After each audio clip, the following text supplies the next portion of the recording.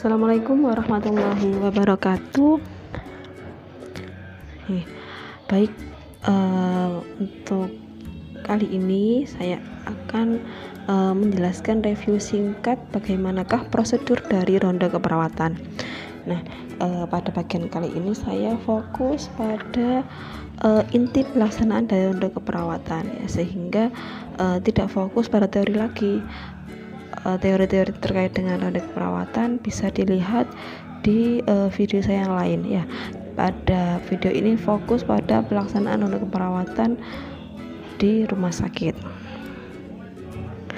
Baik, nah, ada beberapa tahap dalam pelaksanaan ronde keperawatan. Yang pertama yaitu tahap praronde, yaitu tahap dimana kita sebelum melakukan ronde keperawatan.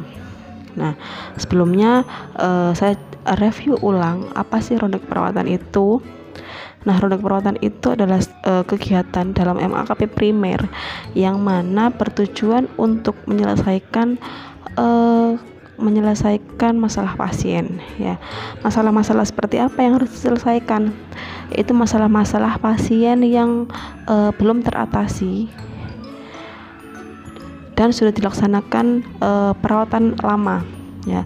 Jadi ada beberapa kasus yang memang bisa dirondekan atau bisa dilakukan ronde keperawatan, misalkan kasus-kasus langka yang memang belum ada sebelumnya, kasus yang unik, ya. Kemudian kasus-kasus yang lama, jadi pasien sudah dirawat lama tapi belum ada perubahan pada kondisi pasien tersebut.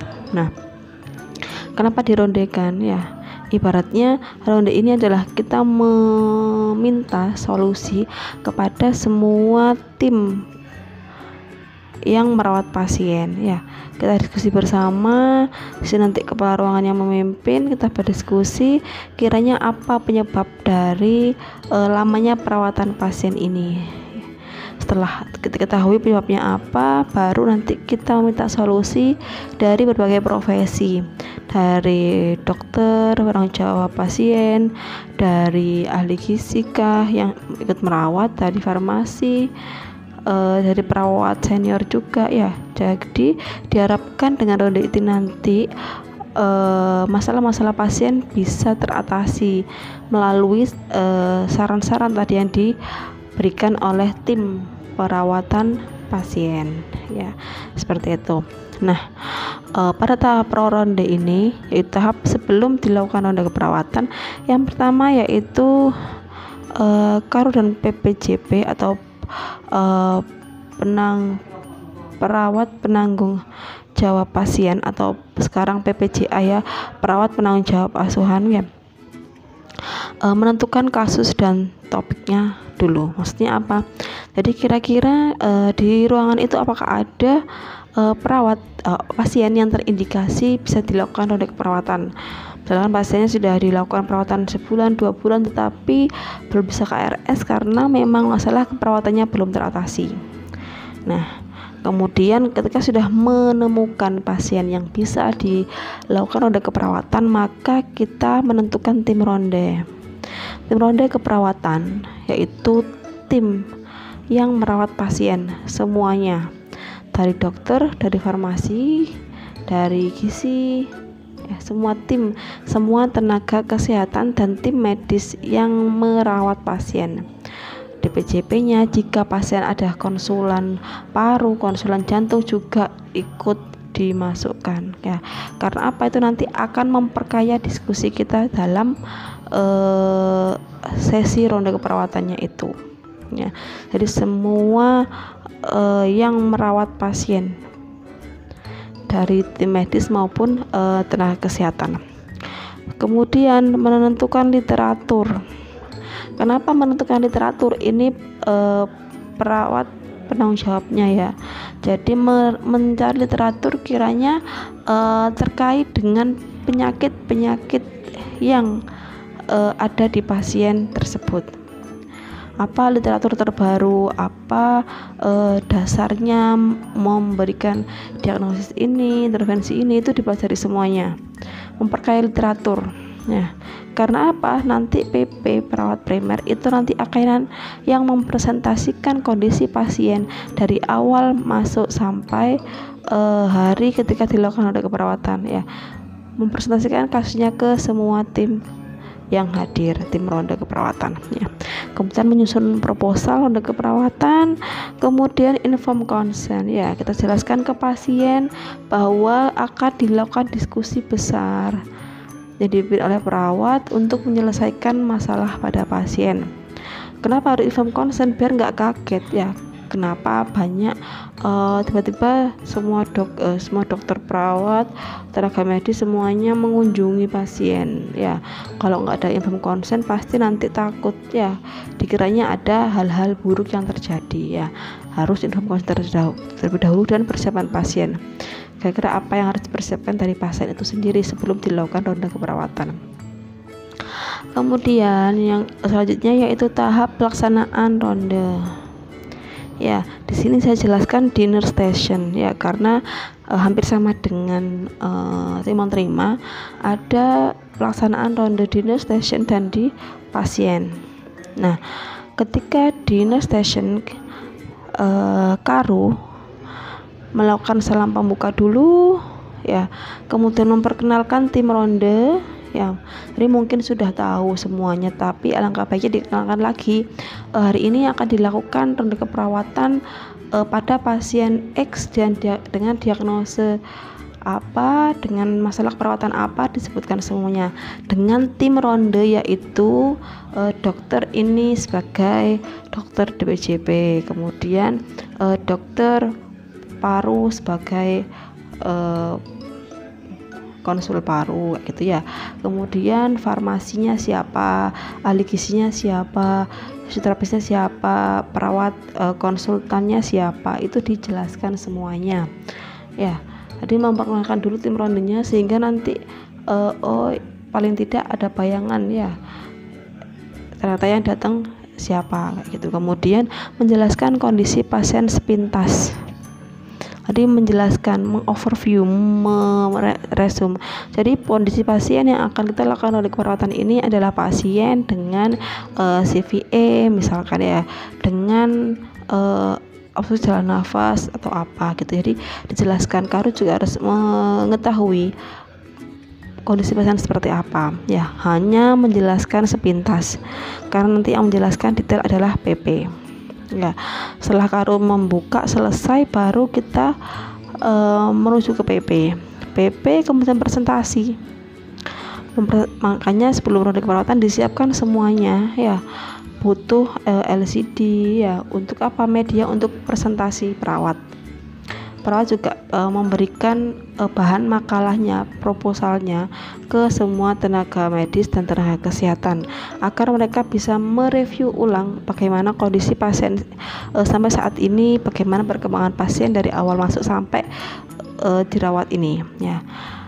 PP menyampaikan semuanya, jadi apa yang ada di proposal disampaikan di PowerPoint, itu dijelaskan bagaimana kondisi naik turunnya pasien ya, bagaimana, kapan gitu, bagaimana respon pasien pada pengobatan, respon pasien pada tindakan keperawatan dan lain-lain, itu dijelaskan.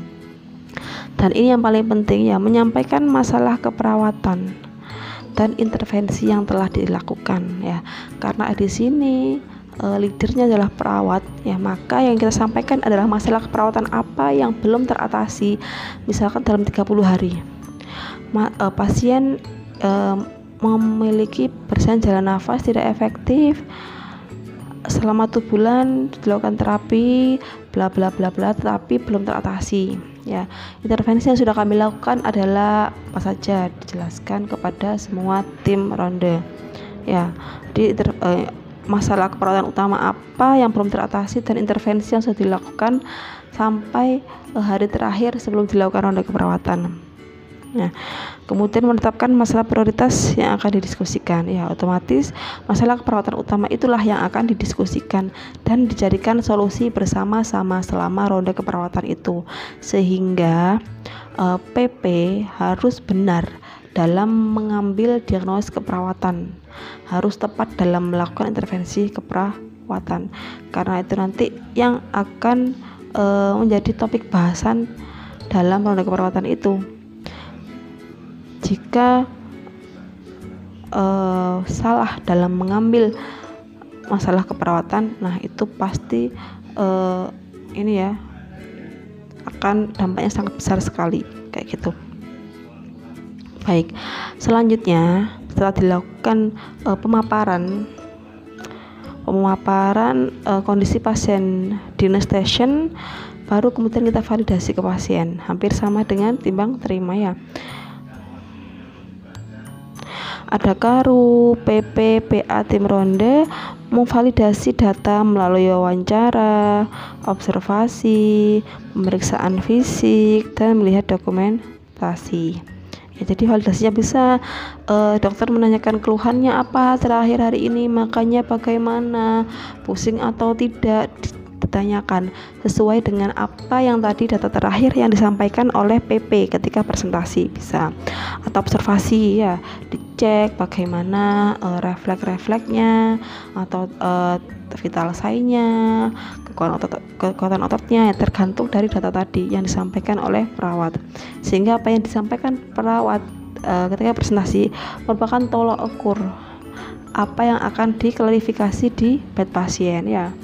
Pemvis, observasi ya, obat apa saja yang diberikan, berapa dosisnya, bagaimana haluan urinnya, itu dilihat semuanya.